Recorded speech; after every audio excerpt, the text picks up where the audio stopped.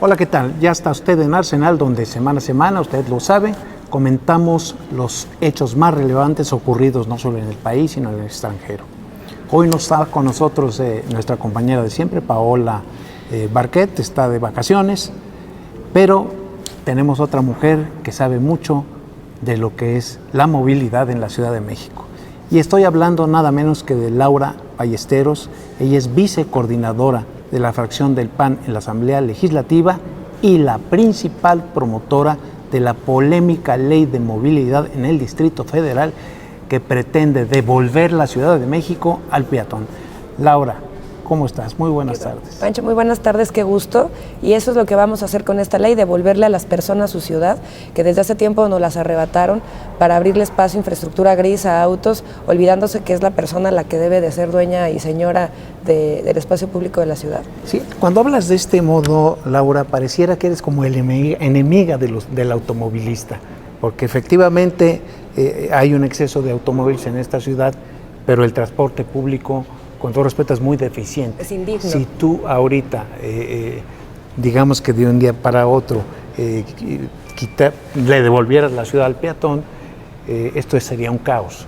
Sí, sin Entonces, duda. Tiene que haber medidas compensatorias. Sí, pues, totalmente. No se trata de declararle la guerra a un sistema de movilidad. Por el contrario, lo que estamos buscando es que la gente, por primera vez en la Ciudad de México, pueda elegir con libertad cómo se quiere mover. Hoy esto es imposible. Nos han hecho usuarios cautivos del auto. Yo soy usuario cautivo del auto, tú también, porque no nos han dado otras opciones.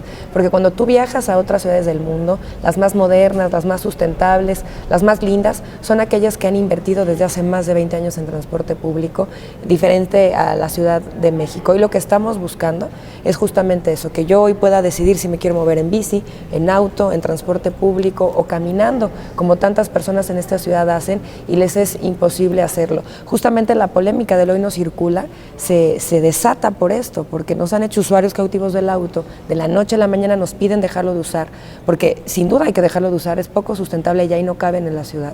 Pero si no nos dan opciones de transporte o de otras formas de movilidad, ¿cómo lo vamos a hacer? Por eso esta ley lo que busca es hacer que el gobierno cambie su manera de gastar en la ciudad. Hoy estamos pidiendo que cerca del 70% del presupuesto de infraestructura que se va para el coche, porque el 80% de la superficie está dedicada al coche, por eso se lleva tanto presupuesto, se pueda modificar, repartir y empiece entonces ahora sí a abrir el futuro para la Ciudad de México. Pues suena padrísimo, pero por ejemplo en materia de metro, ciudades como París, Londres, pues nos llevan años luz. Es decir, en número de kilómetros no hay comparación. En París te mueves 3 cuadras y tienes una boca de metro. Aquí no, aquí eso no sucede y pues lo hemos visto ahora con la falla de la línea 12, cómo se ha batallado para que esta gente que era usuaria todos los días de esa línea se mueva a su trabajo. Ha sido verdaderamente una piedrota en el camino de el jefe de gobierno Miguel Mancera. Es decir, suena muy padre, ojalá algún día pudiera esto realizarse, pero yo creo que tendría que ser gradual. O sea, sí, ir yendo por etapas para que como lo están haciendo con la bicicleta, que a veces no nos gusta, pero bueno, es una necesidad. Yo comparto esta idea contigo, Laura. De esa famosa ley de movilidad, yo me acuerdo que hablabas mucho de la desaparición de los microbuses. Yo creo que no hay vehículo más odiado en la Ciudad de México que los microbuses, porque primero no respetan el reglamento de tránsito, se paran donde se les da la gana, entorpecen enormemente la movilidad de la que estamos hablando. Sin embargo, yo veo ahí intereses difíciles de vencer, con todo respeto te lo digo, porque pues hay muchas familias que tienen en eso su sustento, ¿no? Sí, como muchas otras también que viven en la informalidad y en la ilegalidad en la Ciudad de México. Cuando planteé la ley de movilidad desde un principio, el principal objetivo era poner a la Ciudad de México en la agenda de futuro y sobre todo en la agenda internacional, que empecemos a hablar de lo que en otras ciudades hablan, porque finalmente hay ciudades que tienen los mismos problemas de movilidad que nosotros, que ya resolvieron y que nosotros seguimos exactamente en las mismas. Va a ser gradual, por supuesto, no va a ser tampoco rápido, pero vamos a tener que en algún momento empezar y este es el momento para hacerlo. hacerlo. Específicamente con el tema del microbús, la ciudad está buscando con esta nueva ley que el transporte público se convierta en el eje de la movilidad, para que entonces, insisto, en este debate internacional estemos a la altura de las demás, como Medellín, como Bogotá ya lo hizo, Santiago de Chile, en Chile, Curitiba en Brasil, y nosotros seguimos durmiendo el sueño de los justos. De lo que sería el transporte público que tú piensas se debe promover, sería, digamos, camiones como este o el metro. El eje del sistema integrado de transporte público que impulsa esta ley es el metro. Esa va a ser la columna vertebral y esa debe ser la columna vertebral, alimentado por distintos otros sistemas, como lo va a ser el RTP, el trolebús, el metrobús, el microbús, pero ahorita explicamos cómo lo vamos a transformar, la ecobici y también todo un sistema de caminata. El primer peatón de la ciudad, Pancho, es el usuario de transporte público, porque es el que camina para ir de un lado a otro.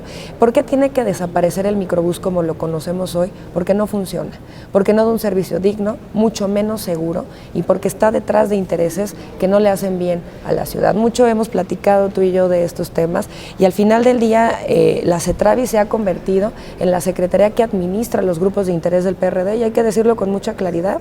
Por eso la gente cada vez que dice ¿por qué no ponen en cintura a los microbuseros o al microbús en general? Precisamente es porque hay intereses y son el brazo político de un partido político. Cuando tú votas por el PRD en la Ciudad de México, tienes que saber que estás votando por grupos de interés como comerciantes ambulantes, como transportistas, que son todos aquellos que cuando tú buscas que los metan en cintura, no va a suceder. La ley te la van a aplicar a ti como ciudadano, pero ellos no, porque forman parte de sus grupos de interés. Eso principalmente es lo que esta ley está tratando de romper. El micro se va a transformar no en tamaño, da lo mismo si es micro o es macro. Lo que hay que transformar es el vehículo, por supuesto, hay que comprar uno nuevo, estos tienen más de 20 años de existencia, pero hay que transformar el modelo del servicio.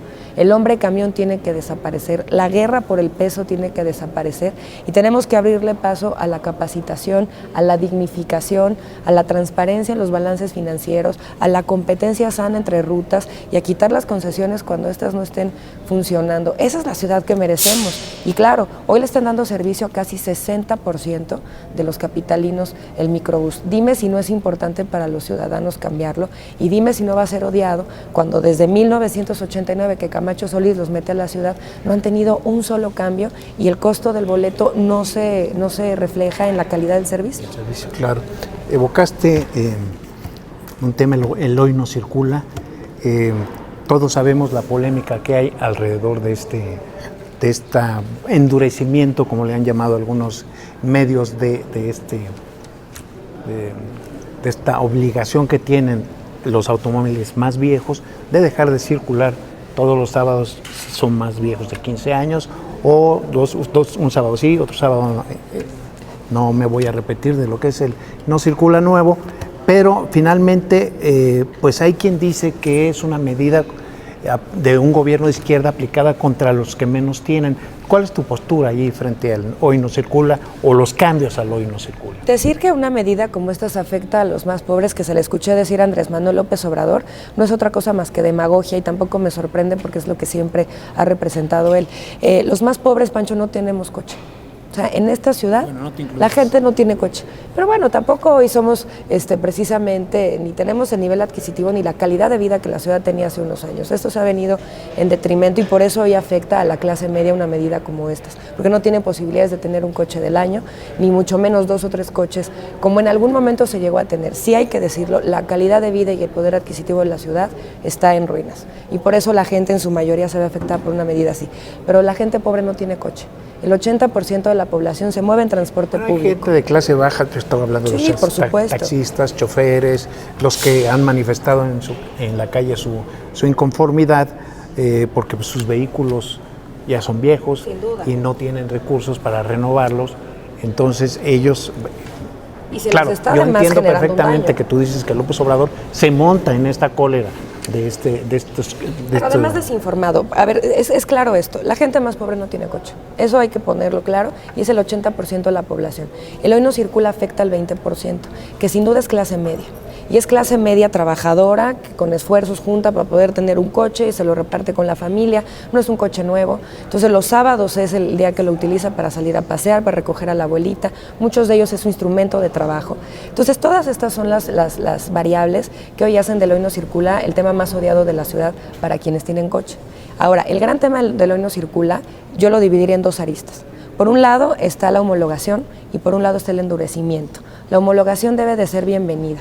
Es lo mejor que hemos visto en materia metropolitana. Es más, es lo único que hemos visto en materia de coordinación metropolitana en los últimos 15 años.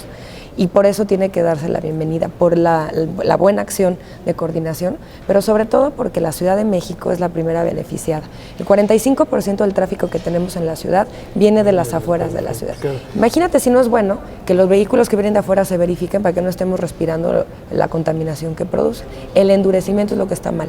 Y es ahí donde está la crítica del PAN y donde pedimos desde el Comité Ejecutivo Nacional que se cambiara la medida para hacerla por fases. Tú ya lo decías, gradual, y no afectar a la gente que hoy sin duda está viéndose contra la espada y la pared. Laura, estoy de acuerdo en lo que me estás diciendo. Quería preguntarte también, y voy a dar un salto de 180 grados al tema que estamos llevando. Tú fuiste, digamos, víctima de una especie de trampa.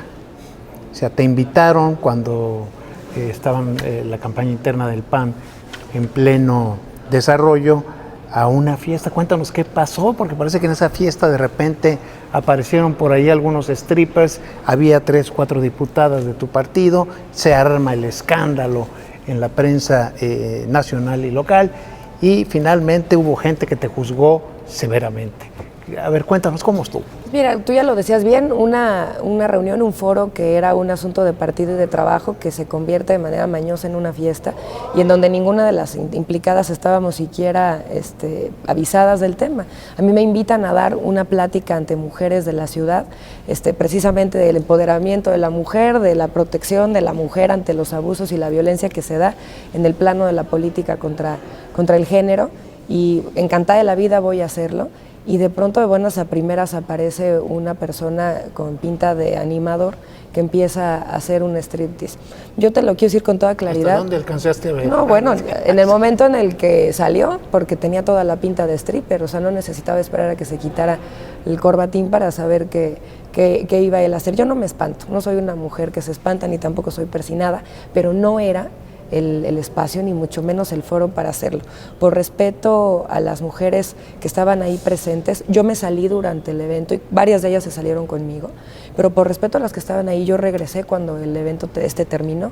¿Por qué? Porque había una plática que dar y no iba a dejar un foro de 200 mujeres panistas a la deriva simplemente por el detalle de quien tuvo el mal tino de convocar a un stripper ahí. Yo no sé si fue una emboscada, yo no sé si fue mala decisión de los organizadores. Lo que sí te quiero decir es que este no es el PAN que yo quiero ver. Y no es el PAN que quiero ver no solamente por la mala decisión de llevar un stripper a un evento partidista en frente de mujeres, que me parece una falta de respeto, sino porque hoy se hace linchamiento público ante cualquier tipo de situación sin siquiera dejar que los implicados puedan dar una respuesta. Y el linchamiento hacia las mujeres, Pancho, yo los menos reproches y reclamos que recibí en redes sociales, no los puedo ni siquiera decir al aire, ¿no? Entonces creo que precisamente esa es la parte que tenemos que enaltecer y sobre todo saber que cuando tenemos mujeres trabajando en política debemos de ser también mucho más cuidadosos y considerados, porque no tenemos por qué estar también soportando el nivel de agresión que están acostumbrados a mantener siempre los compañeros de género en este tipo de grilla, ¿no?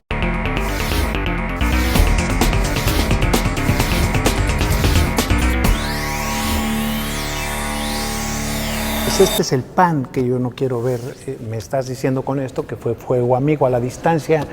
¿Tienes elementos para hacer este tipo de juicios y que pudiera ser el fuego amigo? Nunca he sido alguien que entre en dimes y diretes. Sí, yo sé siempre que no te gusta mucho la grilla. Yo me dedico a trabajar, pero pues sin duda ahora me tocó ser principal implicada en una campaña además que, como tú sabes, tuvo mucha violencia interna también, muchos intercambios cruzados, sobre todo de guerra sucia. Pues por supuesto que no podemos dejar de pensar que esto no fue coincidente ni tampoco fue al azar. En política nada es coincidencia y en medio de una contienda partidista pues era muy atractivo jugar una broma de este tipo, ¿no? Tampoco, insisto, no nos espantamos y vamos a seguir trabajando, pero hay que denunciar de manera muy enérgica que este PAN que hoy estamos viendo, que se cansa de lanzar agresiones y que se cansa de lanzar calumnias, no es el que necesitamos, porque además no es el que la gente quiere, ¿eh?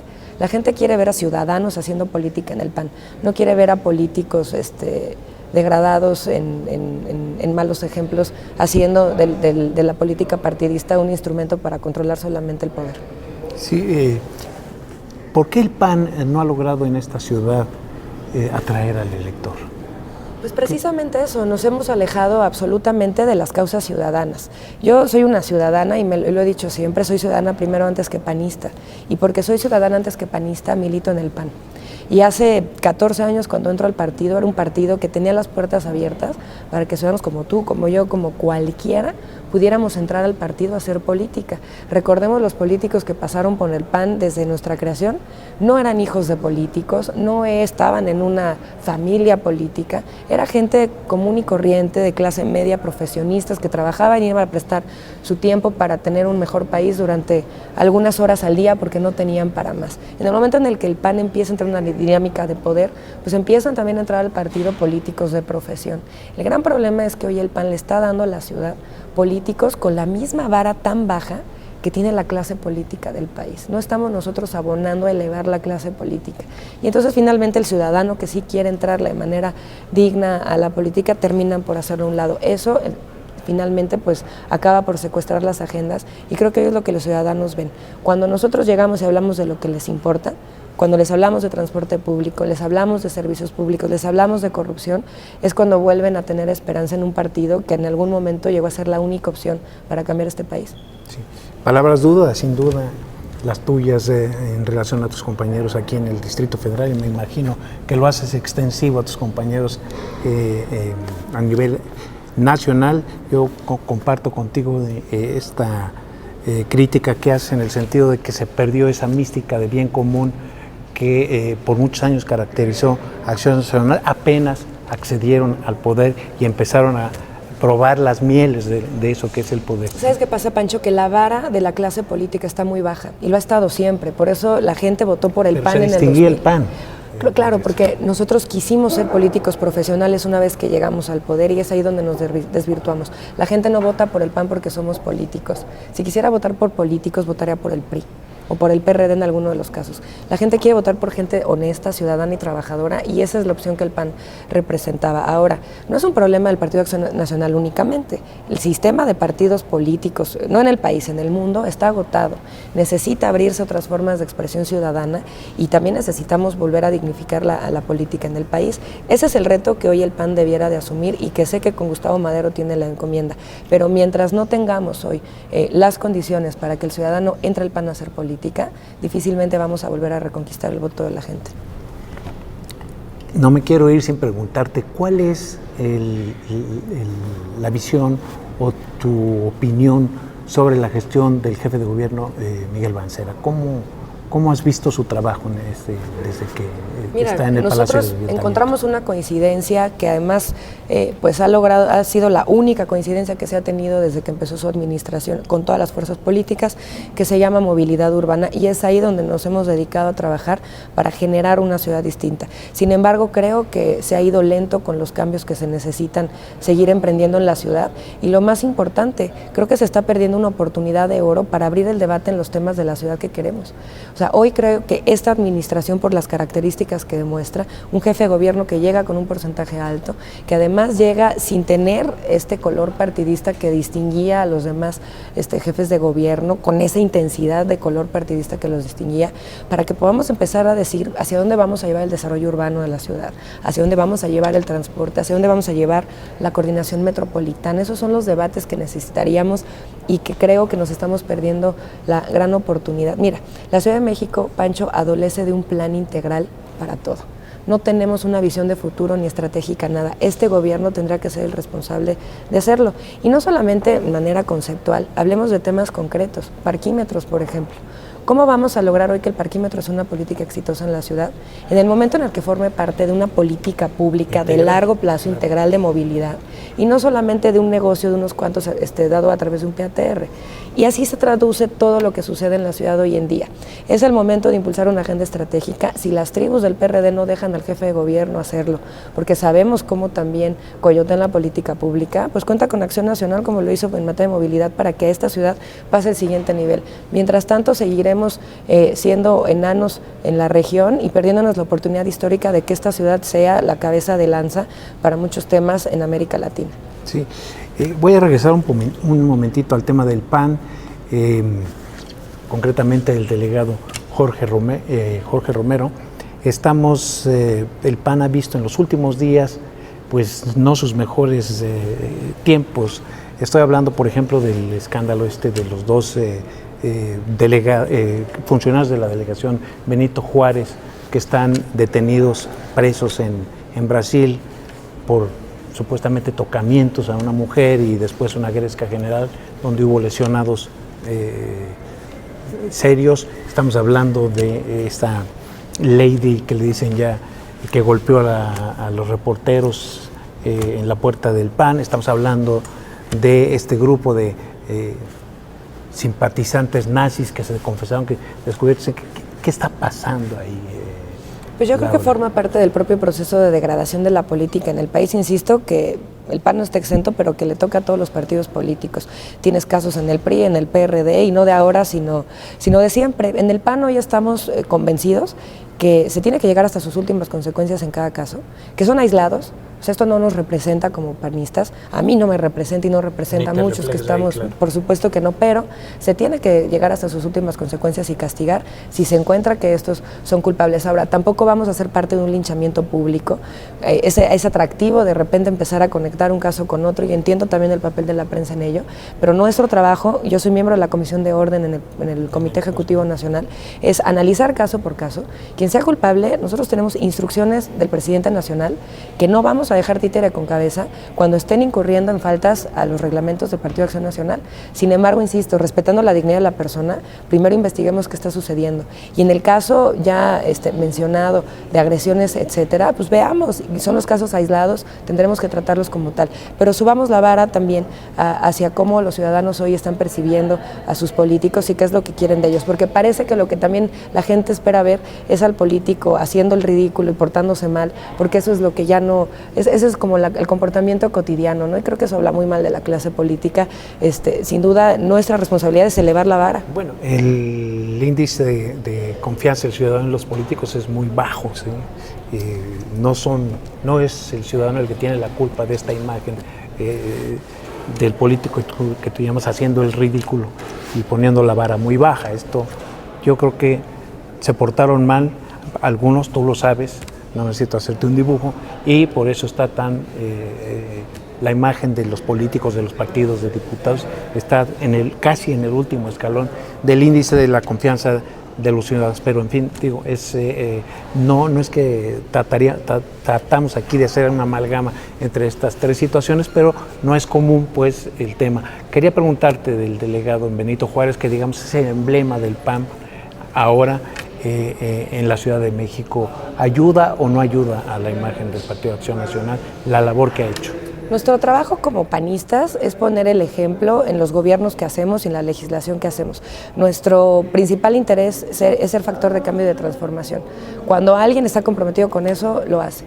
Y el delegado en Benito Juárez, Jorge Romero, ha hecho un buen trabajo como delegado, ha estado haciendo acciones concretas. Hoy tú vas a la delegación y se respira a un nivel distinto de calidad de vida al resto de las delegaciones de la ciudad, y en esto nosotros nos hemos distinguido siempre. Creo que tendremos que ver en los siguientes años cómo comenzamos a abrir también la baraja de la participación ciudadana para que hoy los políticos que estamos siendo parte de este cambio podamos también pasarle la estafeta a los que quieran seguirle. Ese va a ser el reto para el PAN, no solamente para Jorge Romero, para todos los panistas que estamos hoy aquí, porque no venimos a anquilosarnos a una silla, venimos a ser factor de cambio, y en ese sentido pasemos la estafeta también a los que vienen después de nosotros. El 15, ¿cómo ves la entrada de Morena, la llegada como partido político a la Ciudad de México aquí? López Obrador pues tiene un buen número de seguidores. ¿A quién ayuda?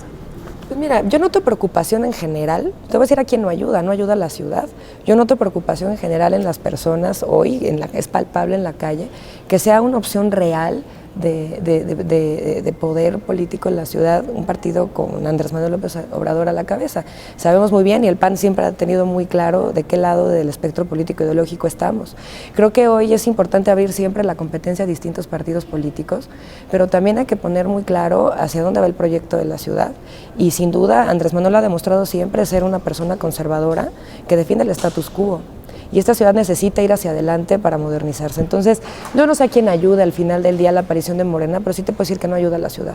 ¿Por qué dices que Andrés Manuel defiende el status quo si es el que, digamos, el que mayores críticas hace precisamente este status quo que vive? No, yo creo que es simbiótica la relación que tiene Andrés Manuel con el status quo. Andrés Manuel, desde la manera de hacer política pública hasta la manera de hacer política, es absolutamente tradicional. Con el respeto que me merece, por supuesto, una persona con la trayectoria política que tiene, pero alguien que gobierna la Ciudad de México y hace un gobierno discursivo a favor de los pobres y construye un segundo piso en lugar de invertir en transporte público, pues sin duda está a favor del status quo en este y en otros muchos ejemplos. Pues es una, pero sin embargo, me voy a poner aquí como su abogado, porque tú me obligas a hacerlo. Pues es el de las pensiones universales. Es un hombre que también hizo mucho por la gente más humilde en esta ciudad. Por eso la gente lo sigue, la ayuda a las madres solteras, todo esto que se implementó en su gestión. No es que yo sea un defensor de él, pero pues hay que equilibrarlo. Mira, y hay cosas, no es solo además, el que construyó el segundo piso. Hay cosas que la ciudad necesita. Y sin duda el apoyo a quienes menos tienen es una parte importante, pero eso no termina con la pobreza. Y creo que el gran reclamo que hay que hacerle a Andrés Manuel López Obrador en la ciudad es ese. Después de tantos años y tanto dinero invertido en política social asistencialista, ¿de qué manera se ha combatido la pobreza y cómo hemos logrado que la gente pase una situación distinta de vida? No ha sucedido. Y entonces ahí hay una crítica muy clara hacia la labor que ha hecho y cómo se ha gastado el dinero de los capitalinos. La ciudad se está cayendo a pedazos y la lógica de gasto la marcó él en su sexenio y después la continuó Marcelo y hoy sigue intacta. Creo que ahí debe de haber un debate interesante, pero insisto, esta ciudad necesita modernizarse, no ir pasos hacia atrás, y Andrés Manuel sin duda representa política vieja. Sí, bueno, aquí una pregunta antes de irnos porque se nos acabó ya el tiempo. Yo quisiera que me dijeras, bueno, si fue así como tú lo describes, ¿por qué la gente refrendó el triunfo del PRD en la persona de Miguel Mancera ahora y antes de Marcelo Ebrard? ¿Por qué lleva el PRD tantos años en esta ciudad gobernándola? Mira, es una ciudad liberal que busca sin duda llevar en políticas públicas el corazón del progresismo. Eso es como esta ciudad se ha mantenido siempre. Sin embargo, también se cuenta con una gran estructura corporativa en distintas delegaciones que cuando el ciudadano se desencanta y no quiere votar porque no encuentra una opción distinta para hacerlo, y el PAN claramente dejó de ser una opción para ellos en las últimas elecciones, pues se va el voto siempre el más organizado a las urnas, como sabemos que siempre pasa. Por eso la responsabilidad es de todos. Si queremos nosotros hoy un proyecto de ciudad distinta, tenemos como partido que dar una opción distinta, y el ciudadano también tiene que pensar hacia dónde quiere llevar la Ciudad de México. Ahora, tenemos también que reconocer, porque tú mismo también has pedido justicia en esta mesa, que Marcelo cuando fue jefe de gobierno supo trabajar muy bien al voto duro del PAN. Y eso sin duda cuando nosotros llegamos a un proceso electoral pues nos tenía en una desventaja que no habíamos visto antes, ¿no? Nosotros aprendimos del error y estamos hoy retomando nuestras bases. Precisando nada más, ¿qué quieres decir con eso de que Marcelo supo trabajar muy bien el voto duro del PAN? Se puede hacer mucha política pública y sobre todo acciones de gobierno que iban encaminadas a que la gente que naturalmente no vota por el PRD lo viera como un gobernante serio, y sobre todo que abrió un poco también la baraja fuera de las clases más necesitadas en la Ciudad de México. Bueno, pues con esos elogios a Marcelo Ebrard, bueno, de parte de una panista que no es normal, con eso nos vamos a despedir. Muchas gracias por acompañarnos en su programa Arsenal. Le doy cita el sábado que viene. Te invitamos a seguir cuestionando la información con los siguientes videos.